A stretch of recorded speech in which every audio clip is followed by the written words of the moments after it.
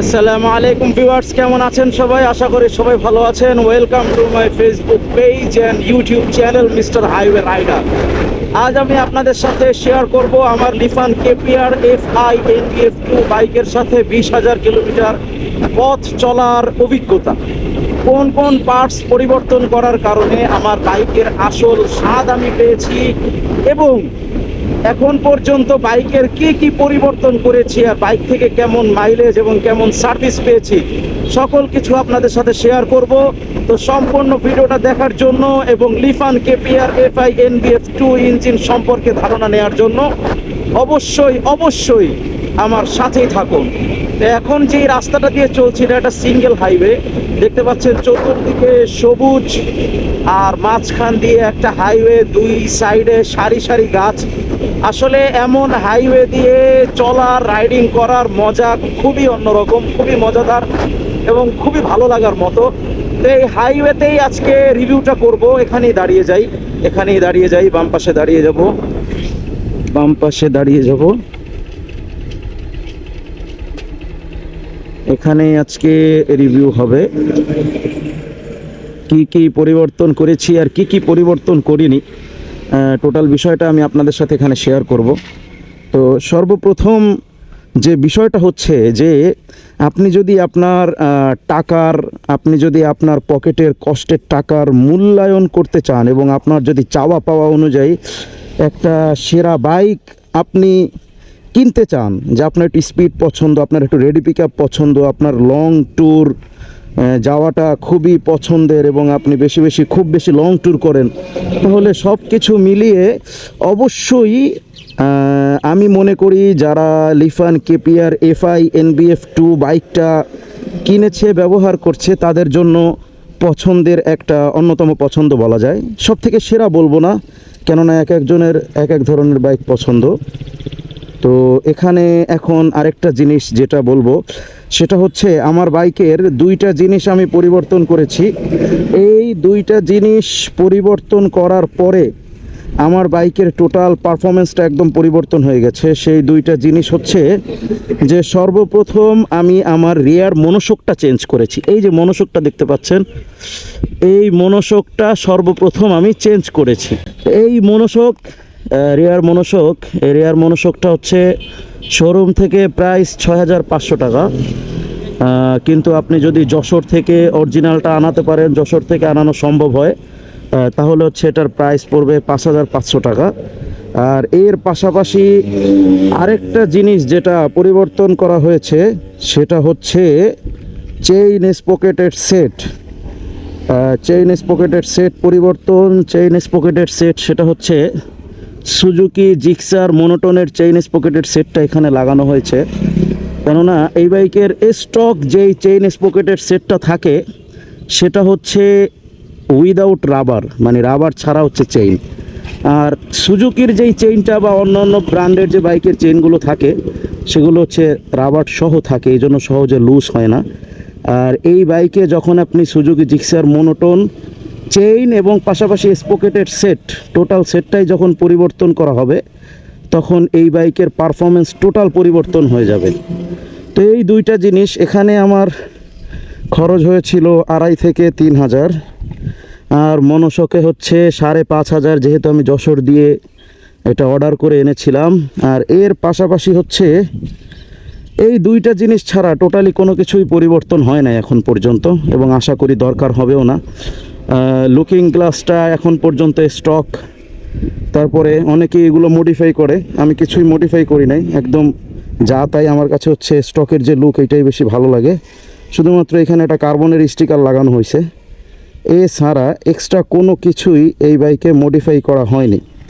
তো এই ছিল টোটাল কস্ট। যদি ব্রেকিংয়ের দিক থেকে বলেন, স্টকের যে ব্রেক প্যাড সেটা থেকে এখন অলরেডি 20,000 কিলোমিটার রানিং হয়েছে, কিন্তু এখন পর্যন্ত ব্রেক প্যাড পরিবর্তন করা হয়নি। আলহামদুলিল্লাহ যথেষ্ট ভিতরে ব্রেক প্যাড রয়েছে।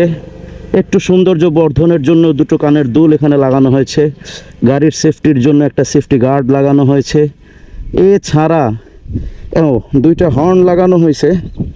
দুইটা হর্নের পাশাপাশি একজোড়া ফগ লাইট লাগানো হয়েছে। ফগ লাইটটা একদম নিচে, যাতে করে পুলিশ ভাইরা দেখলে সহজে তাদের নজরে না আসে। দূর থেকে দেখলে মনে হয় যে হেডলাইটের সাথেই অ্যাডজাস্টিং হয়ে একসাথে লাইটের আলো দিচ্ছে। আর ফগ লাইটটা হচ্ছে এখানে দুইটা কালারের জন্য দুইটা সুইচ দেওয়া হয়েছে, একটা দিয়ে সাদা আর একটা দিয়ে হলুদ, মানে একটা দিয়ে হাই ভিম একটা দিয়ে লো ভিম। আর এখানে হয়েছে কি, আমার যে হাই লো এর যে সুইচটা রয়েছে, এই সুইচের হাই ভিম এবং পাস এই দুইটার সাথে ফগ লাইটের কানেক্টেড করা। মানে আমি যদি এখানে ফগ লাইটের সুইচ দিয়ে রাখি তাহলেই জ্বলবে না। যখন আমি আমার হেডলাইটটা অন করে রাখবো এবং হাই ভিম দিব, তখন অটোমেটিক ফগ লাইটটা জ্বলে উঠবে। এই সিস্টেমটা এখানে করা হয়েছে। এর পাশাপাশি এখনও সুইচ সব কিছু স্টক, গাড়ির looking glass stock, meter, tank বলেন, হ্যাঁ গাড়ির সিট এটা একদম ফ্রেশ রাখার জন্য উপরে একটা আলাদা কভার আমি লাগিয়েছি, যাতে করে অরিজিনাল সিটটা ক্ষতিগ্রস্ত না হয়, এই জন্য উপরে একটা কভার লাগানো আছে। এছাড়া বলা যায় A to Z টোটাল এখনও স্টক, কোনো কিছুই পরিবর্তন করা হয় নাই।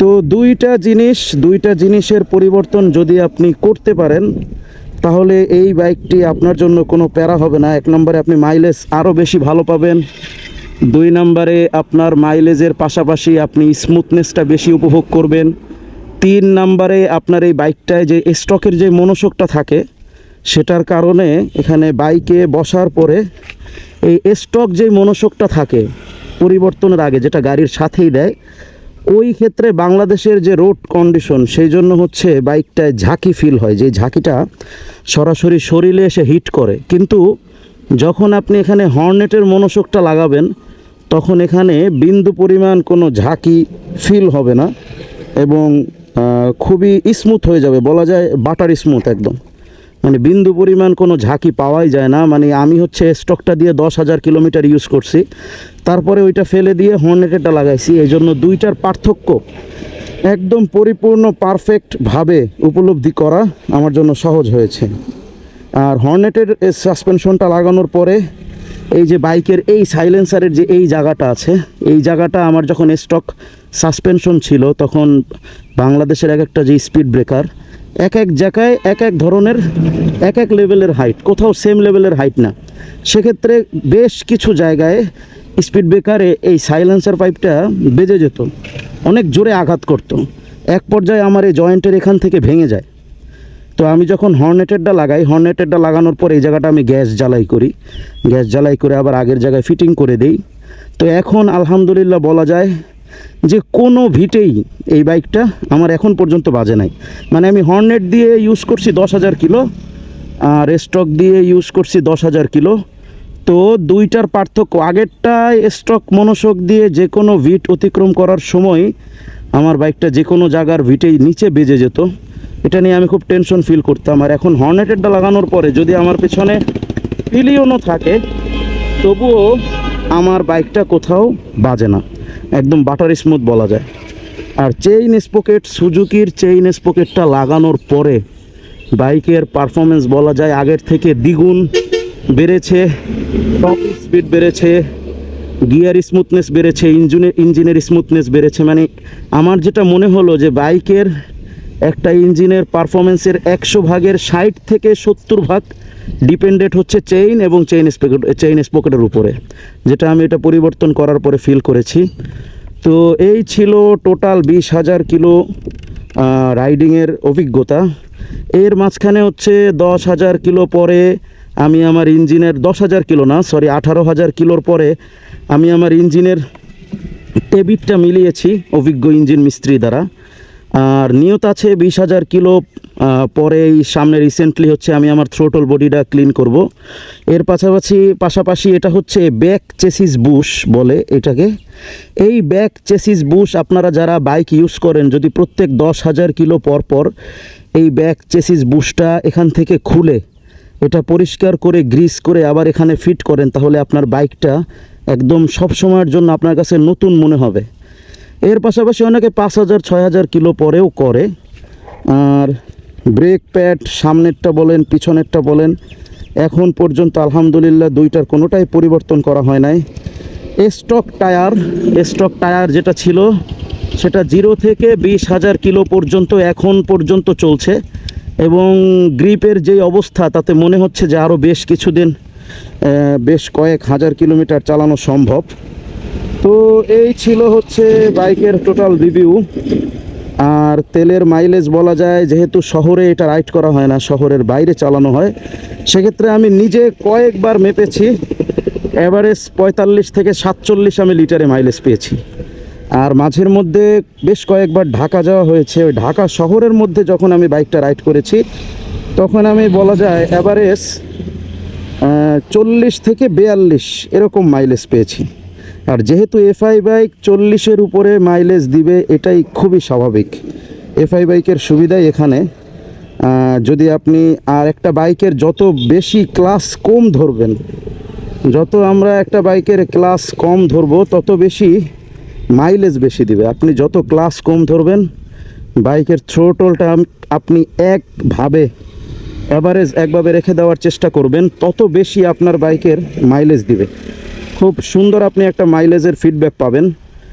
আর এর পাশাপাশি এই কেপিআর বাইকের একটা অন্যতম যেই সমস্যা, যেটা আপনি সমস্যা মনে করলে সমস্যা, আর যদি সমস্যা মনে না করেন তাহলে কোনো সমস্যাই না, সেটা হচ্ছে এই ট্যাঙ্কের এই সাইড এবং এই সাইড, শুধু এই জায়গাটুক ওই দিকে না, এই জায়গাটুক বেশ পরিমাণে গরম হয়।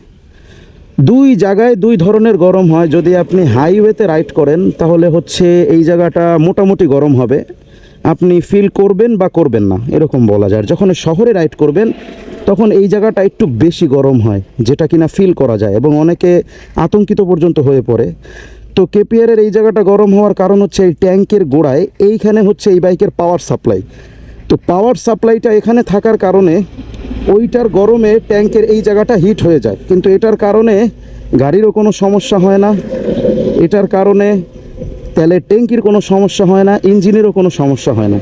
সুতরাং এই জিনিসটাকে মাথা থেকে ঝেড়ে ফেলতে হবে। আপনাকে ধরেই নিতে হবে যে আমি যদি লিফানের কেপিআরের বাইকটা কিনি, আমার ট্যাঙ্কির এই সাইডটা গরম হবে, আর এটা গরম হওয়ার কারণে কোনো সমস্যাই আমার নেই, তাহলে আপনি এই বাইকটা রিল্যাক্সে রাইড করতে পারবেন। আর এই বাইকটা কেনার আমার সব থেকে যেটা মূল লক্ষ্য ছিল, সেটা হচ্ছে লং ট্যুর। আমার প্রত্যেক মাসে 700 কিলো থেকে 800 কিলো ফিক্সড ধরা থাকে, মানে অ্যারাউন্ড 1000 কিলোমিটার, 1000 কিলোমিটার বলা যায়। আমি থাকি হচ্ছে চুয়াডাঙ্গাতে, আর আমার বাড়ি হচ্ছে বরগুনা। তো সেক্ষেত্রে আমাকে প্রত্যেক মাসে একবার বাড়িতে যেতে হয়। তো আপ ডাউন বলা যায় 700 কিলো, 650 থেকে 700 কিলো আমাকে একটানা রাইড করতে হয়। আবার বাড়িতে যাওয়ার পরে সেখানে 4-5 দিন স্টে করলে সেখানে 200-300 কিলোর একটা ব্যাপার থাকে।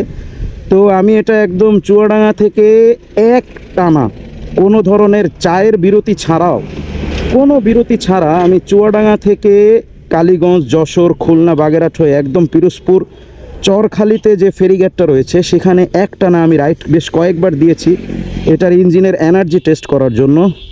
তো লিকুইড কুলিং ইঞ্জিনের সবথেকে বড় যে ফ্যাসিলিটিস, সেটা হচ্ছে যে আমি এই বাইকটা থেকে পেয়েছি যে একটা এয়ার কুল বাইক একটানা 100 থেকে 150 কিলো রাইড করার পর দেখা যায় যে ওই বাইকটা আপনি একটা ইমার্জেন্সি মুহূর্তে ওভারটেক করবেন, অথবা আপনার ইমার্জেন্সি একটা পজিশনে আপনি পড়ে গেছেন, এই মুহূর্তে আপনাকে রেডি পিক আপ দিয়ে বের হয়ে যেতে হবে, সেক্ষেত্রে অবশ্যই ওই মুহূর্তে একটা রেডি পিক আপ দরকার। তো এয়ার কুল বাইকগুলো দেখা গেল আপনি যখন প্রথম স্টার্ট দেন, গাড়ি 70-80 স্পিডে যে একটা সাপোর্ট দেয়, 100 স্পিডে আপনি একটা ready pick up air cool বাইকে থ্রোটল ধরলে যেরকম সাপোর্ট দেয়, আপনি যখন লিকুইড কুলিং একটা বাইক রাইড করবেন, যেমন আমি আমার এইটাই বলছি, আমি চুয়াডাঙ্গা থেকে একটানা পিরোজপুর চরখালি ফেরিঘাট রাইড করেছি। একটানা 200 কিলো 250 কিলো রাইড করার পরেও আমি বিভিন্ন পজিশনে 250 কিলো পরে বিভিন্ন পজিশনে, ওভারটেক পজিশন বলেন বা বিভিন্ন পজিশনে, আমি এটার থ্রোটল টেস্ট করেছি যে আমার ওভারটেক করছি একটা সময়, দেখা গেলো 80 স্পিড বা 100 স্পিড, আমার আর একটু বেশি থ্রোটল দিয়ে ওখান থেকে বের হয়ে যেতে হবে। তো আমি তখন থ্রোটল দিয়েছি, আমার কাছে মনে হচ্ছিল যে মাত্র বাইকটা বের করে রাইড দেওয়া হচ্ছে, মানে একবারের জন্য ইঞ্জিন হাঁপিয়ে যায়নি, অথবা এনার্জি লেস যে একটা ব্যাপার থাকে, যে পিক আপ ধরেছি আমি ততটুকু আমাকে এনার্জি প্রডিউস করছে না, তার থেকে কিছুটা কম প্রডিউস করছে। কিন্তু লিকুইড কুলিং ইঞ্জিনে আপনি এটা ফিল করবেন না। লিকুইড কুলিং ইঞ্জিন আপনি একটানা 200, 250, 300 কিলো রাইড করার পরেও আপনি যতটুক থ্রোটল দিবেন, বাইক আপনাকে ঠিক ততটুক রেসপন্স করবে। তো আমি এই রেসপন্সটা পেয়েছি। তো এই ছিল এই বাইকের আমার 20,000 কিলোমিটার রিভিউ। মাইলেজ পাচ্ছি যেহেতু শহরের বাইরে আমি চালাই, সেক্ষেত্রে 45 থেকে 47।